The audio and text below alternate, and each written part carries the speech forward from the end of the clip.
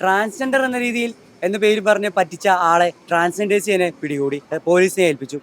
എറണാകുളത്താണ് സംഭവം നടന്നിരിക്കുന്നത്. തൃശ്ശൂരിൽ നിന്ന് തിരുവനന്തപുരത്തേക്ക് പോയിക്കൊണ്ടിരുന്ന ട്രെയിനിലാണ് ട്രാൻസ്ജെൻഡർ എന്ന പേരിൽ ഭിക്ഷാടനം നടത്തിക്കൊണ്ടിരുന്ന ഒരു യുവാവിനെ ട്രാൻസ്ജെൻഡേഴ്സ് തന്നെ പിടികൂടി പോലീസിനെ ഏൽപ്പിച്ചിരുന്നത്.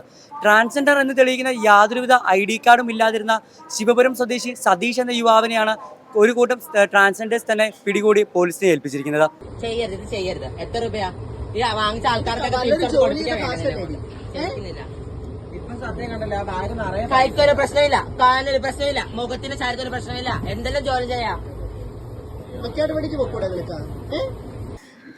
ശരിക്കും പറഞ്ഞാൽ കേരളത്തിൽ നമ്മുടെ സീനിയേഴ്സ് ആയിട്ടുള്ള ഒരുപാട് ട്രാൻസ്ജെൻഡർ കമ്മ്യൂണിറ്റീസ് തെരുവിലിറങ്ങിയും പോരാടിയും നേടിയെടുത്തൊരു സ്വാതന്ത്ര്യത്തിൻ്റെ ആ ഒരു സ്വാതന്ത്ര്യത്തിലാണ് നമ്മൾ ജീവിക്കുന്നത്. ഇങ്ങനെ ഒരു കാലഘട്ടത്തിൽ നിൽക്കുമ്പോൾ ഈ പല സംഘടനകളും ട്രാൻസ്ജെൻഡർ കമ്മ്യൂണിറ്റിക്കെതിരായിട്ട് ഒരുപാട് ദുർപ്രചരണങ്ങൾ നടത്തുന്നുണ്ട്. അപ്പോൾ ആ ദുർപ്രചരണങ്ങൾക്ക് ആക്കം കൂട്ടുന്ന രീതിയിലാണ് ഇത്തരം വ്യാജന്മാരുടെ പ്രവർത്തനങ്ങളെന്ന് പറയുന്നത്. അതായത് ട്രെയിനിൽ യാതൊരുവിധ ID കാർഡും ഇല്ലാതെ, ട്രാൻസ്ജെൻഡർ ID കാർഡോ അല്ലെങ്കിൽ മറ്റൊരു തരത്തിലുള്ള ID പ്രൂഫുകളും ഇല്ലാതെ പെൺവേഷം കെട്ടി ട്രാൻസ്ജെൻഡർ ആണെന്ന് സ്വയം പറഞ്ഞുകൊണ്ട് ഭിക്ഷാടനം നടത്തുകയായിരുന്നു.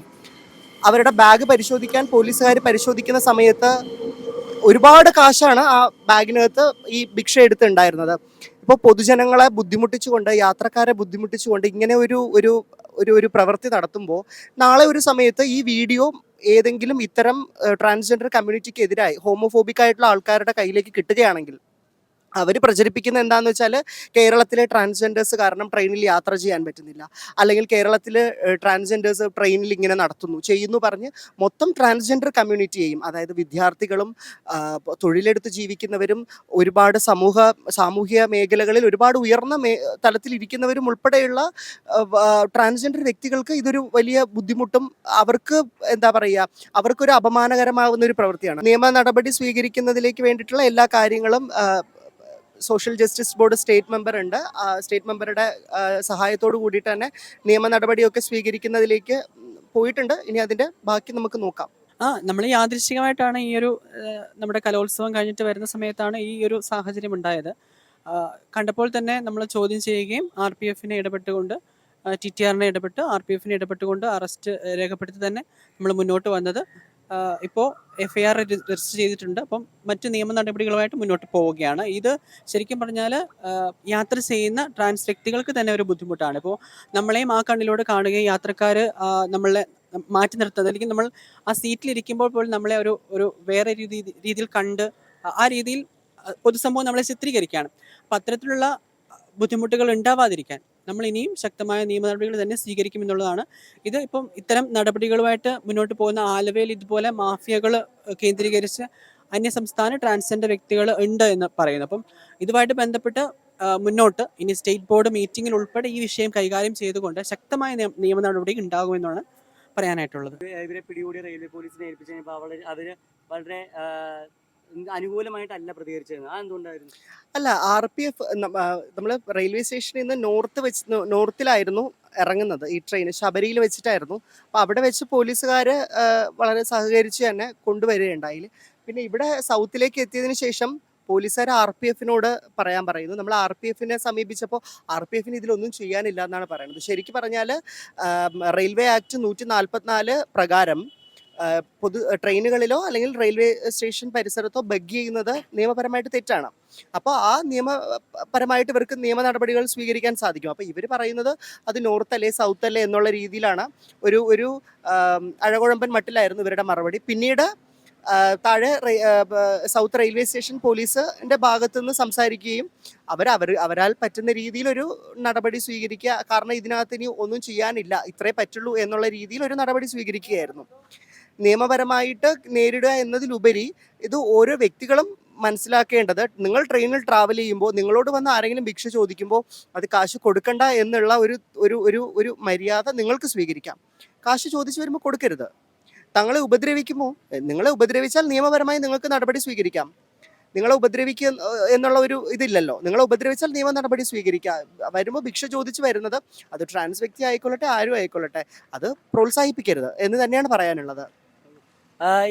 ഇയാളെ പിടികൂടിയപ്പോൾ താങ്കളും കൂടുതലുണ്ടായിരുന്നല്ലോ. ഇതുപോലുള്ള അനുഭവങ്ങൾ നേരത്തെ ഉണ്ടായിട്ടുണ്ടോ? അതായത് ട്രാൻസ്ജെൻഡർ എന്ന് പറഞ്ഞ് ആളുകളെ പറ്റിക്കുന്ന ആളുകളെ ഇതിനു മുമ്പ് കാണുകയോ ഇതുപോലുള്ള അനുഭവങ്ങൾ നേരത്തെ ഉണ്ടായിട്ടുണ്ടോ? എനിക്ക് പേഴ്സണലി ഉണ്ടായിട്ടില്ല. പക്ഷേ നമ്മൾ ഈ ന്യൂസും മറ്റും കാണുമ്പോൾ തന്നെ ഇപ്പം ലുലുമാള ഒരു കേസ് ഇങ്ങനെ ഉണ്ടായിട്ടുണ്ടായിരുന്നു. സ്ത്രീകളുടെ ടോയ്ലറ്റ് കയറിയുള്ള ഒരു സംഭവവുമായി ബന്ധപ്പെട്ടുകൊണ്ട്. അപ്പോൾ അതിനെതിരെ സോഷ്യൽ മീഡിയയിലും മറ്റും ഈ ട്രാൻസ്ജെൻഡർ കമ്മ്യൂണിറ്റി അല്ലെങ്കിൽ LGBTIQ+ലുള്ള കമ്മ്യൂണിറ്റി ആ ഒരു മെമ്പേഴ്സിനെ എല്ലാവരെയും അപകീർത്തിപ്പെടുത്തുന്ന പോലെ സോഷ്യൽ മീഡിയയിൽ ഇങ്ങനെ അപ്ഡേറ്റ്സ് ഒക്കെ അല്ലെങ്കിൽ വാർത്തകളൊക്കെ വന്നു തുടങ്ങിയിരുന്നു. അതുപോലെ ഉള്ള ഇഷ്യൂസ് ഇങ്ങനെ വരുന്നുണ്ട്. അതുപോലെ തന്നെ ഇതിന് സമാനമായ റീൽസുകൾ ചെയ്യുന്നു. ഇപ്പം സോഷ്യൽ മീഡിയസിൽ ആൾക്കാർ വന്നിട്ട് ഈ അല്ലെങ്കിൽ എന്താ ഒരു കമ്മ്യൂണിറ്റിനെ സപ്പോർട്ട് ചെയ്യാത്ത ആൾക്കാർ വന്നിട്ട് അവർ റീൽസ് ചെയ്യുന്നു ഇടുന്നു.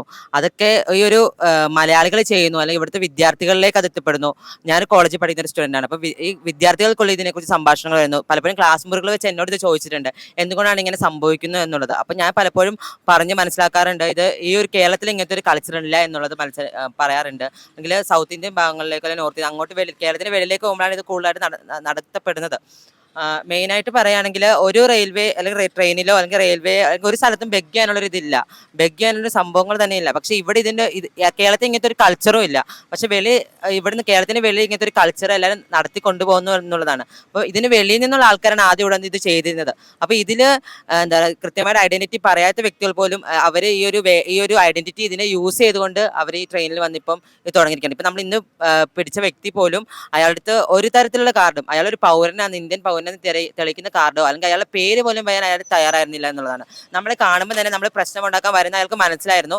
പെട്ടെന്ന് നമ്മൾ കണ്ടപ്പം തന്നെ ഞാനും ലയച്ചേച്ചും കൂടെ ആയിരുന്നു പോയിട്ടുണ്ട്. പെട്ടെന്ന് നമ്മൾ കാണുമ്പോൾ തന്നെ അയാൾ സീറ്റിലേക്ക് മാറി ഇരിക്കുകയായിരുന്നു ചെയ്തത്. അപ്പോൾ ഞാനാണ് കണ്ടത് അയാൾ ഒരാളിൽ നിന്ന് പൈസ ബെഗ് ചെയ്ത് വാങ്ങുന്നത്. അപ്പോൾ നമ്മൾ ആ പൈസ തിരിച്ചു കൊടുത്തപ്പോൾ അയാൾ പറയും ഞാനിത് ആദ്യമായിട്ട് ചെയ്യുന്നു എന്നുള്ള നിലയിലാണ് പറഞ്ഞത്. പിന്നീട് അന്ന് നമ്മൾ പോലീസുകാരൊക്കെ മുഖാന്തരം അറിഞ്ഞു ഇയാൾക്കെതിരെ മുമ്പും കേസുകൾ ഉണ്ടെന്നുള്ളത്. അയാളെ ബാഗും മറ്റുമൊക്കെ പരിശോധിച്ച് കഴിഞ്ഞപ്പോൾ ഇയാളുടെ ബാഗിനകത്ത് നിറച്ച് പൈസയായിരുന്നു.